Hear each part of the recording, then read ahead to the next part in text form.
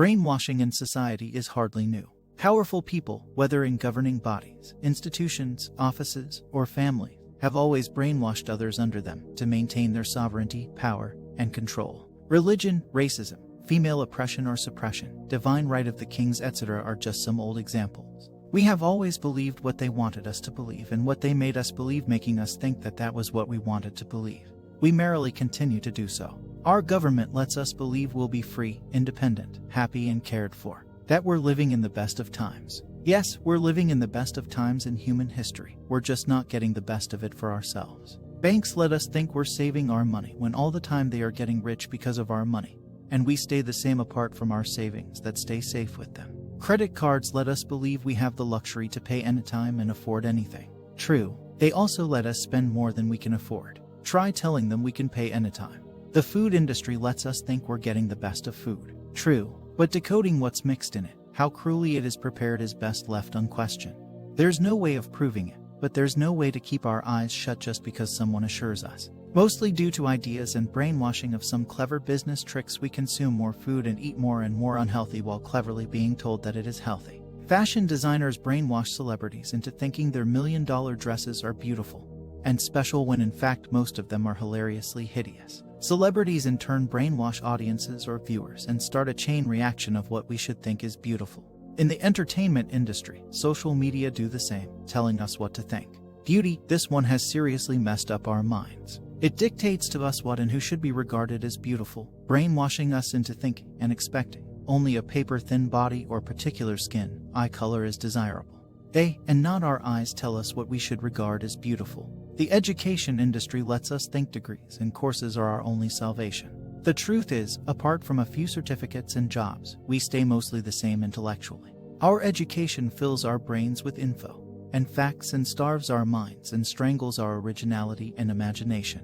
It just readies us for an eternal rat race. Medical industry, we are brainwashed into thinking we are bags of bones and blood and that we cannot survive without medical intervention, doctors, and meds. True, but not always. Many really effective, natural alternative medicines are ridiculed, shrugged, and shunned, and people are encouraged to undergo expensive procedures that are not all the time necessary. They scare us from the sun, telling us it gives us cancer, and enable us to slather sunscreen that may be giving us cancer as well. Means we get cancer by avoiding cancer. Cool. When we are children and going up, we're told a million times a day how amazing and wonderful we are, when all we did was pass a spoon or pick up a fallen paper. Then we grow up thinking how amazing we are until we hit the real world and lose ourselves entirely. Now we have trouble understanding what happened to our amazing self that we cannot cope and plunge into depression and coping stress. The original brainwashing techniques were done to prisoners by obvious enemies. Today, mind control is used on its victims by supposed friends to manipulate, abuse,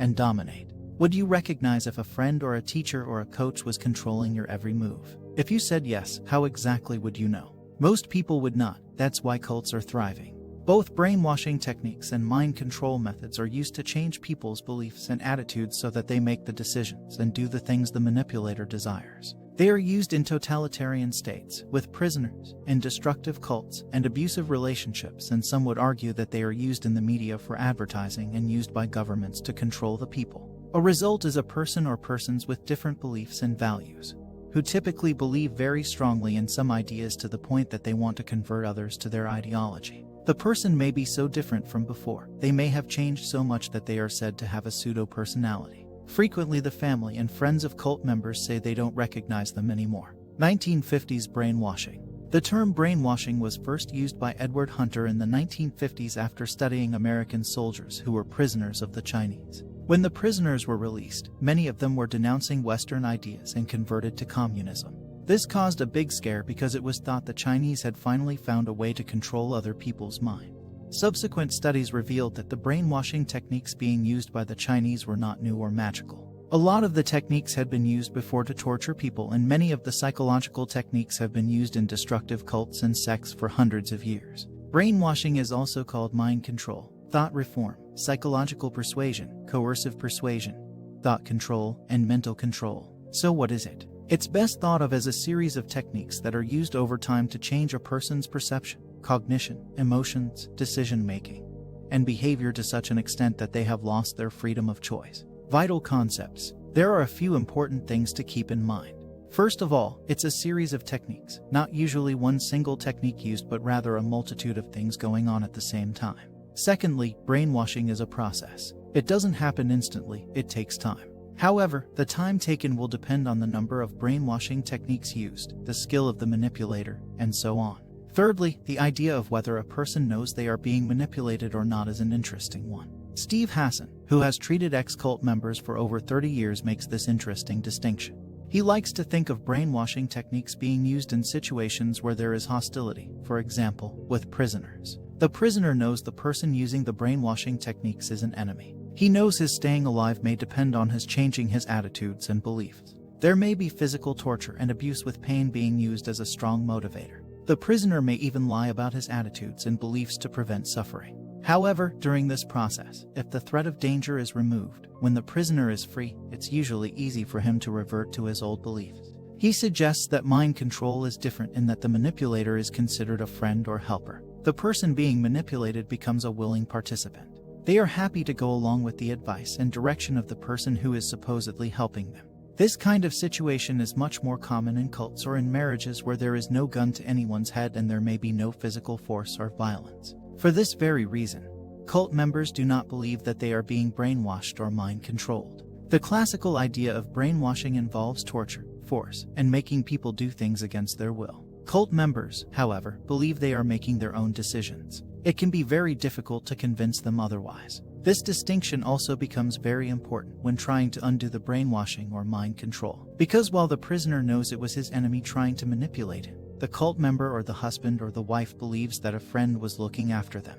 Because there is a very strong emotional bond, it can be incredibly difficult for the victim to get their head around the idea that this supposed friend was doing them tremendous harm and was doing it to take advantage of them for her selfish desires. It's very common that cult members, having left a group because they are disillusioned with something, continue to think of the leader as a good person, a helper, or even enlightened and godlike. Adding in a sexual relationship, which in terms of brainwashing or mind control is considered sexual abuse because of the imbalance of power in the relationship, means that the effects can be more profound.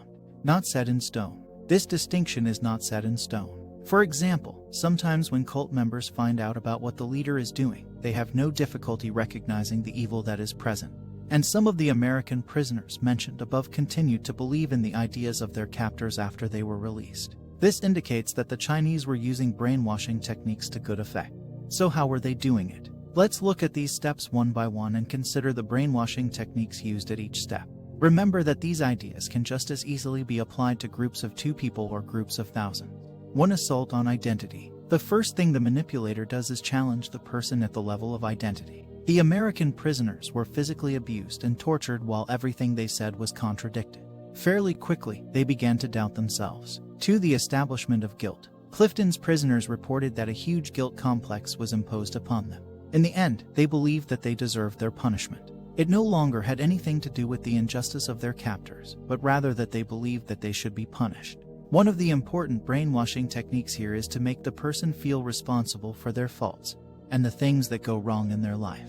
If they make a mistake, do something poorly, or if things do not go according to plan, it's their responsibility and so they feel guilty. 3. The self-betrayal. During this stage, the prisoners were expected to denounce friends and colleagues, and then their family and their previous standards, any doubts or ambivalences they have or had. For example, something minor about the political system of America they did not like or agree with, are played upon by their captors to increase the degree of self-betrayal. This has the effect of separating them from the past and further destroying their sense of self.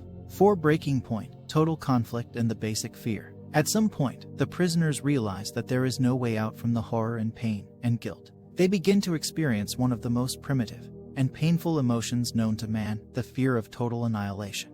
Many wished for a quick death. Some even suffered delusions and hallucinations. Their ability to think and reason at this stage was severely compromised. 5. Leniency and opportunity. When the prisoners could take no more, all of a sudden there was leniency. A friendly face, a kind voice, an offer of a little luxury, a cigarette or a drink. For the prisoner, suddenly there is hope, a way out. And of course, the opportunity that the captor is offering is to fully denounce the old way and embrace the new method. Just do as we want and you'll be okay. To avoid total annihilation, the prisoner becomes motivated to help his captors. 6. The compulsion to confess. The prisoners typically confess to anything at first, saying what they think their captors want to hear and even invent crimes. They feel they want to remove the evil from the inside, the evil that makes their captors punish them.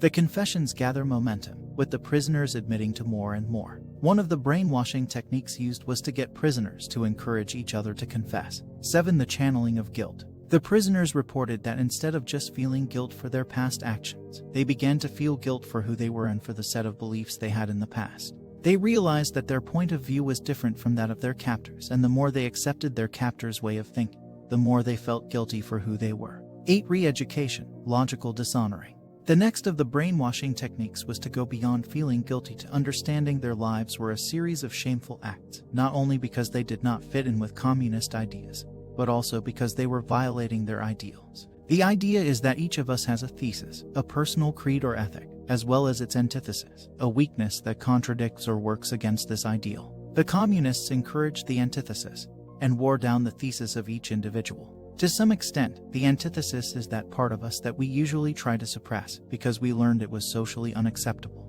As this aspect becomes more dominant, the true identity becomes more suppressed. Why is this logical? Lifton says it's only logical if we look at the bigger picture. The acceptance of this new identity becomes linked to learning the communist doctrine, and they become inseparable, one reinforcing the other. This was the overall aim of the communist captors. Therefore, it is logical to cast the previous life in a bad light. The prisoner's weaknesses and strengths were known to his captors, and both were used against him to continually educate him in the new doctrine and reinforce his new personality. 9. Progress in harmony. As the prisoners continued to progress, the brainwashing techniques changed and they received recognition and acceptance, and were treated as human beings again. Compared to earlier treatment, the sense of harmony now is enough to motivate them to keep going. 10. Final confession, the summing up. The prisoners confess one last time, for the record, so to speak. There may even be a solemn ceremony, or a rite of passage. This time, however, it's the new identity speaking, and it's as if the new identity is describing the things in the confession as if they are personal discoveries. It's as if they are better people now for having overcome the problems they had in the past. This final confession is the prisoner's subjective experience of his reformer's message, plus the guilty re-evaluation of his past actions. For this reason, it can be quite logical and believable. 11. Rebirth. The man is whole again, but his reality is different. Thoughts and values have shifted and the prisoner has a different relationship with the world. The brainwashing techniques here involve rewarding good behavior and punishing the bad. 12. Release. Prisoners are allowed back into the world again, but they have to deal with people who treat them as they were before, people who question their new ideas and beliefs and even question their new identity. This was often very traumatic for the ex-prisoners. Mind control techniques. As with brainwashing techniques, the idea of mind control is to destroy the old identity and create a new one, a pseudo-personality, one that holds the beliefs, values, and ideas of the manipulator. For example, cult members are told that they are weak and defective in some way. They are products of society, where society has imposed beliefs and ideas on them, making them like everybody else. And society did this when they were very young, before they could make their own decisions. Often parents are criticized for being less than perfect, and the members come to believe that the parents were doing them harm too. The members thus begin to question themselves and who they are. Debilitation is also used in cults and is brought about by sleep deprivation, long working hours, poor diets or high sugar diets, and secretly putting drugs in food.